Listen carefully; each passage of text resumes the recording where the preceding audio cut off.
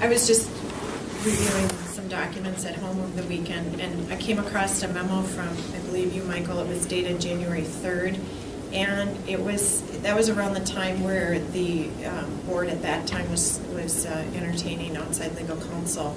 And this memorandum is pretty clear from you that the duties of the county attorney are to appear in all cases in which the county is a party, giving opinions and advice upon the request of the county board or any county officer regarding all matters which the county is or may be interested in, in giving opinions in relation to the official duties of the board or county officers. Case law is cited, and then it says, this means that counties are extensions of the state and have only the specific authority the legislature has delegated to them by statutes. No specific statutory authority to hire attorneys. It is the duty of the county attorney to attend any suit to which the county is a party. The Minnesota Attorney General has echoed these opinions. Minnesota Statute 388.09 directs the Wabasha County Attorney to appear on behalf of Wabasha County in all cases to which the county is a party. This litigation could be brought forward by the county attorney's office or by tax-paying residents of Wabasha County. What that sentence means is, at that time, you were cautioning the board, if we were to hire Eric Cardle, that the county attorney's office and or taxpayers of Wabasha County could bring litigation against the county for not using our own in-house attorney.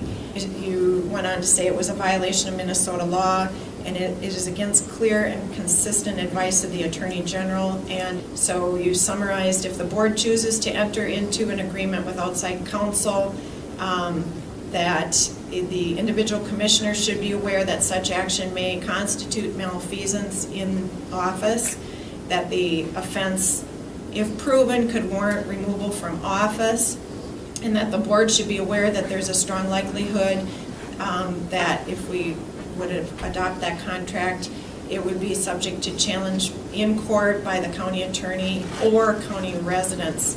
So, you know, when I'm going off of your January 3rd, 2012 memorandum, and I think you summed it up pretty well. It seems pretty limited, you know, what we could even spend that $20,000 for. So if there is a lawsuit or lawsuits brought against Wabasha County, it almost, the way I interpret that memo is the Wabasha County Attorney's Office must by law represent us.